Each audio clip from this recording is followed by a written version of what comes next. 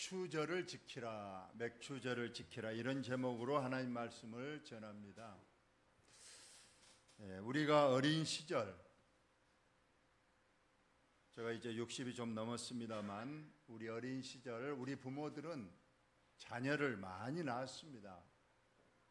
지금처럼 한두 명 낳은 것이 아니고 최소 5명, 또 많게는 10명 이상도 낳고 그렇습니다. 특히 아들이 없이 딸만 낳다 보면 기어이 아들 놓으려고 아들 주실 때까지 그냥 놓으니까 10명 이상도 되고 심지어 12명, 제가 많이는 못 봤지만 12명까지도 봤어요.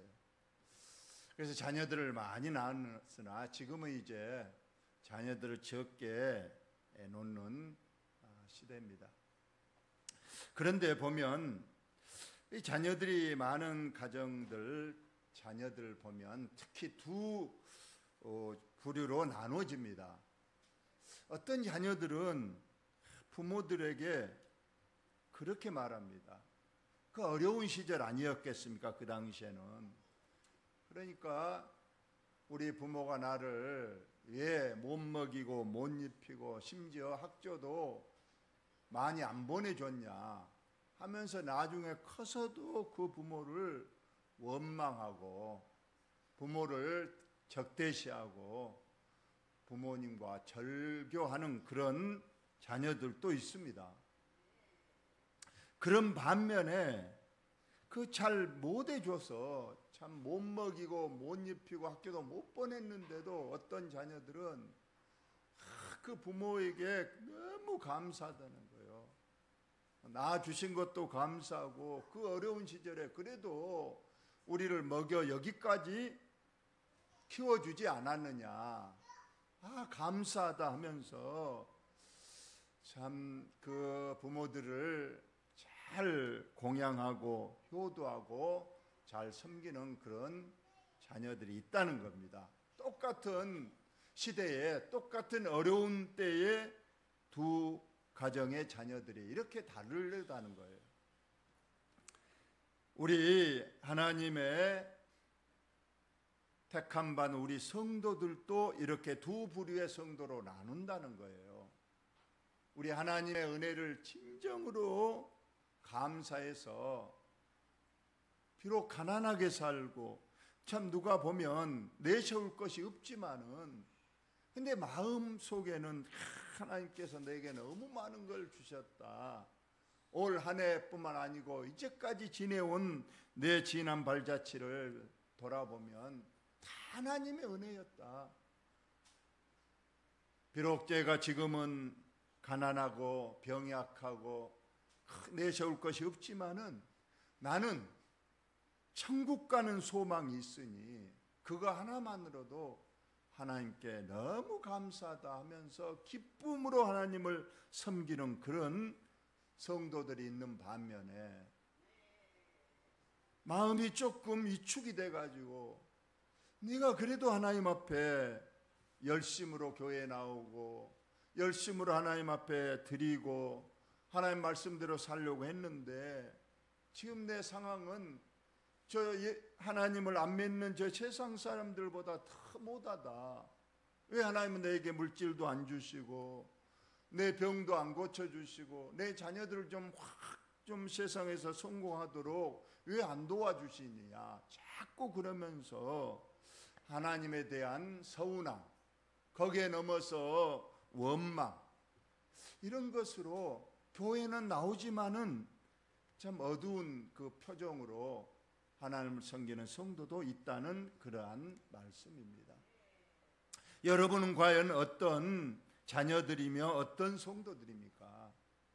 자꾸 외형적인 것, 보이는 것에만 것으로 평가해서 우리의 부모를 원망한다든가 우리 하나님에 대하여 서운한 감정이 있다든가 그렇습니까? 우리 하나님께서는 오늘 맥추절을 지키라고 우리에게 명령하셨습니다. 이 맥추절은 이스라엘 백성들 유대인들의 3대 명절을 하나님께서 이렇게 명령하셨어요. 너는 매년 3번 내게 절기를 지킬지니라. 우리 그대로 한번 읽어봅시다. 시작. 너는 매년 3번 내게 절기를 지킬지니라 했습니다. 매년은 해마다 1년에 한 번, 1년에 3번 하나님께서 절기, 새 절기를 명하시는데 그 절기를 지키라는 건 꼭 기억하고 빠지지 말고 그 절기의 의미를 살려서 하나님 앞에 지키라고 하는 의미를 담고 있습니다. 그 새 절기가 어떤 절기냐? 첫째는 무교병 절기입니다. 무교병은 누룩 없는 떡을 먹으라는 절기인데 이것은 다른 말로 유월절입니다. 우리가 잘 아는 이스라엘 백성들이 애굽에서 430년 종살이하다가 하나님께서 모세를 앞세워서 이제 너희들에게 애굽의 종에서 해방시켜서 너희만의 축복의 땅으로 내가 인도하겠다. 그러니 오늘 저녁에 양을 잡아서 그 양 고기는 가족들과 함께 먹고 양의 피를 너희들의 대문에 붉게 칠하라고 명령하셨습니다. 왜 이 양의 피에 붉은 피를 대문에 벌겋게 칠하느냐? 이것은 하나의 표시입니다. 그날 밤에 하나님의 천사가 애굽의 온 지역을 순행을 합니다. 그래서 표시가 되어 있는 그 양의 피가 묻어 있는 대문 집에 딱 와서는 이 집이 하나님의 명령대로 피를 발랐구나 하면 그 집에 들어가지 않고 다른 집으로 찾아갑니다. 그 집에 갔더니 대문에 빨간 피가 표시가 안 됐어요. 그러면 칼을 든 천사가 그 집에 들어가서 그 집의 장남을 죽여버리는 그런 일이 있었습니다. 그러나 이스라엘 백성들은 철저히 하나님의 명령을 받았기 때문에 밤에 양을 잡아서 피는 대문에 쫙 발라놓고 방 안에서 온 가정이 모여서 양을 먹었습니다. 그리고 있었더니 밤에 큰 통곡 소리가 들리는 거예요. 즉 양의 피를 안 바른 가정의 집에는 죽음의 천사가 들어가서 그 집 장남을 죽이니까 밤새 통곡 소리가 들리는데 양의 피를 바른 가정은 평안하게 아무 일이 없으니 평안하고 뒷날 이제 새벽같이 애굽을 빠져나와서 우리가 잘 아는 대로 가나안 땅으로 가게 됩니다. 그래서 이 무교병의 절기는 바로 유월절인데 양의 피, 양이 죽음으로 인해서 그 흘린 피가 대문에 발려진 집은 그 죽음의 재앙이 넘어갔다 해서 유월은 넘어갔다는 뜻입니다. 그 절기를 다른 말로 무교병 절기라 했는데 이 절기를 지키라고 말씀을 하신 겁니다. 두 번째로 맥추절을 지키라. 이는 내가 수고하여 밭에 뿌리는 것이 첫 열매를 거둠이라. 1년에 유대 나라는 농사를 두 번 짓는다는 거예요. 먼저 보리 농사를 지어서 여름에 이제 보리와 밀을 거둬들이고 그 농사를 결실을 주신 하나님께 감사하는 절기가 맥추절입니다. 또 두 번째 수장절을 지킵니다. 수장절은 가을에 이제 모든 곡식을 거둬들입니다. 밀과 보리는 여름에 거둬들였고 주로 가을에는 과일, 그래서 무화과라든가 포도라든가 이러한 열매를 거둬들여서 수장한다. 이 수장은 거둘 숫자, 저장할 장자입니다. 그래서 풍성한 과일을 거두어서 이제 창고에 가득 드리고 나서 하나님께 감사하는 절기다. 그래서 1년에 2번 감사절기는 여름에 보리 농사 지어서 감사하고 가을에 과일 농사 거둬서 감사합니다. 물론 우리나라는 좀 다르죠. 우리나라는 여름에 보리 농사, 가을에 벼농사지만은 유대 나라는 벼농사는 없습니다. 주로 과일을 농사에서 거둔다. 결론적으로 하나님께서 이 세 가지 절기를 매년 지키라고 명령을 하셨기 때문에 아까 무교절이라는 유월절과 맥추절, 수장절을 지키라고 하신 그런 내용입니다. 이 3대 절기가 현대에 와서 어떻게 바뀌었는가를 우리가 봅니다. 이 무교절 또는 유월절은 아까 어린 양이 죽어서 피를 흘려 죽습니다. 그 피가 발려진 집은 죽음의 재앙이 넘어갔습니다. 그런데 아까 그 가족을 위해서 죽음을 당한 피를 흘린 그 양이 예수님을 예표하는데 신약에 와서는 그 예수님이 죽으심으로 끝난 것이 아니라 3일 만에 부활하셨기 때문에 이제 우리는 유월절보다 더 넓은 더 큰 의미가 있는 부활절을 지키게 됐고 맥출절과 수장절은 그대로 감사절로 바뀌어서 오늘날 3대 절기로 지키고 단 하나 여러분들이 좀 의심이 가는 것은 우리에게는 현대에는 한 절기가 더 있죠. 12월 달에 무슨 절이 있죠?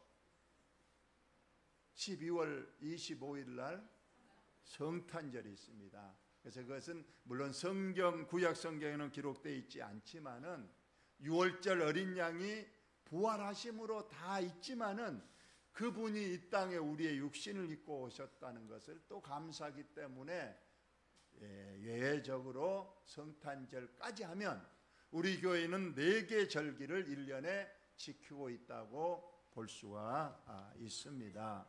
그래서 우리는 매년 3번 꼭 이 절기를 하나님의 명령이기 때문에 지켜야 됩니다. 어떤 사람은 그런 의심을 가질 겁니다. 우리는 유대인이 아닌데 유대인의 명절을 우리가 꼭 지켜야 되느냐 이렇게 말하지만 여기에는 영적인 의미가 있습니다. 하나님의 택한 백성이 유대인이었는데 지금은 하나님의 택한 백성들이 온 세계에 모두 예수님을 구주로 영접한 사람은 다 택한 백성이기 때문에 우리들은 다 유대인이 아니더라도 하나님의 자녀로서 명절을 지키게 됩니다. 두 번째로 맥추절은 보리 농사를 지어서 그 보리 농사에 대한 감사인데 지금 농사 안 짓는데 우리들은 왜 꼭 보리 농사를 거두어 드린 맥추 감사주일로 지키느냐 그렇게 또 질문하는 분도 있습니다. 그런데 여기에서 맥추 감사절기는 보리 농사를 지어서만이 아니고 여기에선 때를 말하는 겁니다. 보리 농사를 거두어 드릴 때에 그 시기를 맞춰서 너희 모든 택한 백성들은 하나님께서 주신 은혜를 감사해서 절기를 지키라는 의미가 있지 보리 농사 지은 사람만 감사하는 절기가 아니고 그 때만 보리 농사를 거둬들일 여름철 한때를 정해서 하나님의 은혜를 감사하라는 겁니다. 여러분 우리 부모님의 은혜 언제만 감사해야 될까요? 언제만? 네, 그래요. 우리는 부모님 은혜를 항상 1년 넘도록 잊지 않고 감사해야죠. 그러나 안 하니까 하루라도 날을 정해서 우리가 그 하루만이라도 부모님의 은혜에 감사하고 효도하자 해서 하루를 정했는데 그 날이 언제입니까? 5월 8일 어버이날이 되는 거예요. 우리도 하나님의 은혜에 감사해서 항상 1년 12달 365일 감사해야 되겠지만 우리 사람은 그러지를 못하니까 1년에 2번이라도 한번 나를 정해서 하나님 앞에 감사해라. 참 하나님께서 이런 명령을 주신 겁니다. 그래서 여름 한때, 가을 딱 정해서 1년에 2번이라도 하나님 앞에 감사하는 절기가 맥주 감사 주일과 추수 감사 주일이 있는데, 오늘은 맥주 감사 주일로 저와 여러분이 지키고 있습니다. 여러분, 감사해야 될 이유가 있나요? 여러분, 우리 부모님에게도 감사해야 될 조건을 찾아서 감사한다면, 아까 만들었던 못된 자녀들은 우리 부모가 나에 해준 것이 없다, 학교도 안 보내주고 맨날 나이가 어린 시절 보리밥만 먹이고, 그것도 없으면 그냥 고구마나 쌀만 먹이고, 남들 자녀들은 쌀밥에다가 소고기에다가 잘도 먹이더만 우리 부모는 왜 나를 그렇게, 그리고 옷도 많이 안 사주고 학교도 안 보내주고, 그런 부모 어디 있냐 하면서 부모를 감사할 게 없다, 감사는커녕 나는 그런 부모 보기도 싫다 하는 못된 그 자녀들이 있는 반면에, 참 내가 어린아이 때 우리 부모 아니었으면 내가 어떻게 컸겠느냐. 우리 어린아이가 저절로 클 수 있습니까? 우리 부모의 세심한 보살핌이 있어서, 그리고 있어서 못 먹이고 학교를 못 보냈습니까? 그 시대는 다 어려웠기 때문에 부모로서는 최대한 한 것입니다. 그걸 조금이라도 해야 해서 우리는 부모에게 감사해야 되는 것처럼, 우리 하나님께서, 여러분, 내게 베푸신 은혜를 찾아보면 너무 많습니다. 내가 안 찾아서 못 깨달아서 그렇지, 우리 하나님의 은혜가 이제까지 얼마나 세심하며 얼마나 많았는가. 여러분, 믿음의 척도는 감사합니다. 어떤 사람의 믿음이 크고 좋은 믿음이냐, 뭘로 평가할 것인가? 물론 항목이 많습니다만은 주로 감사를 얼마나 하느냐, 이것이 그 믿음의 척도라고 볼 수 있습니다. 참 하나님 은혜 너무 감사하다. 영적으로 보기에는 저 사람 감사할 것이 없는 것 같은데 그냥 그의 입술에서 늘 하나님 감사합니다, 얼굴 표정도 늘 밝게 하나님 감사합니다 하면 그 사람의 믿음이 최고입니다. 그런데 하나님께서 많이 베풀어 줬는데도 하나님 왜 저는 많이 안 줍니까? 더 주셔야 되는데 자꾸 다오 다오 주세요 주세요만 외치는 그런 믿음은, 그래서 열나병 환자가 누가복음 17장 보면 열나병 환자를 고쳐주신 내용이 나옵니다. 하나님께서 열나병 환자를 고쳐주셨어요. 고쳐주셨으면 그 나병이라는 게 보통 병입니까? 쌀이 썩어져 가다가 죽는 무서운 병인데 그 병을 고쳐주셨으면 생명을 구원해 주신 생명의 은인 아닙니까? 그러면 만사 제껴놓고 돌아와서 고쳐주신 예수님께 감사합니다. 많은 것, 예물이나 선물 이런 걸 못 드려도 와서 말이라도 엎드려서 감사합니다, 내 몸이 이렇게 나았습니다 해야 되는데 10명 중에 몇 명이나 왔을까요? 딱 1명 왔어. 9명은 아이고 좋아라 하고 집으로 가고 친구 만나러 가고 이제까지 못했던 술도 먹고 그러려고 다 가버리고, 1명만 나를 이렇게 고쳐주신 그분, 나는 만사 제껴놓거나 그분한테 감사로 가야 되겠다고 그분에게 달려왔습니다. 와서 예수님의 발 아래 턱 엎드려서 하나님, 예수님 내 이 나병, 문둥병 고쳐줘서 너무 감사해요, 감사해요, 눈물을 흘립니다. 예수님께서 말씀했어요. 10명이 고침받았는데 9명은 어디 가고 너 혼자 왔느냐. 얼마나 9명에 대한 서운함이 있었겠어요. 저와 여러분에게도 하나님이 내가 너에게 베풀어준 은혜와 도와준 것이 얼마나 많은데 너는 그 9명이냐 1명이냐. 오늘 하루라도 우리가, 그래서 예수님께서 돌아온 1명에게 중요한 말을 하셨어요. 9은 어디 가고 너 혼자 왔느냐. 내 제사함을 받았느니라.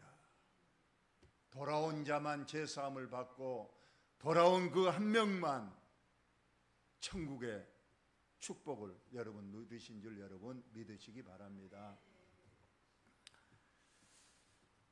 우리가 감사는 그리고 절대로 성경에 보니까 조건 따져서 감사하지 마라. 물론 감사할 조건이 있으면 감사하는 거 그거 당연하고 좋은 믿음입니다. 그런데 감사할 조건이 없어도 하나님 앞에 감사는 이 무조건적인 감사, 물질 많이 안 주셨어도 하나님 감사합니다.